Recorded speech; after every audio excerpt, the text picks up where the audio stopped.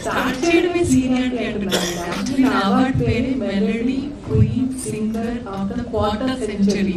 నాకు గుర్తు చేసే 25 years అయింది ఇండస్ట్రీకి వచ్చి అని.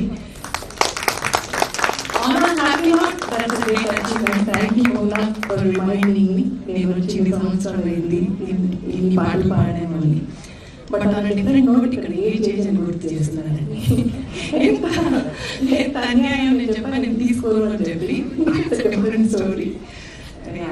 విషయానికి వస్తే ఆర్వి రంగమూర్తి గారి గురించి చెప్పడానికి నేను చాలా చిన్న వ్యక్తిని. ఈరోజు ప్రత్యేకంగా చెప్పడం లేదు. వారు సినిమా ఇండస్ట్రీలో అద్భుతమైన మూవీస్ ప్రొడ్యూస్ చేసి అలాగే కళారంగానికి వచ్చి సేవ చేయడం అనేది చాలా చాలా చాలా ప్రత్యేకమైనటువంటి విషయం, చాలా అరుదైనటువంటి విషయం.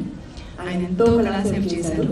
సింగర్స్లో అందరికీ ఒక లతా మంగేష్కర్ గారితో ఒక పిక్చర్ ఉంది, ఆశా భోస్లే గారిని చూసాము ఒక పిక్చర్ ఉంది అని సేవ్ చేసుకున్నారు. అంటే మా సీనియర్ సింగర్స్ కూడా అది వాట్సాప్లే.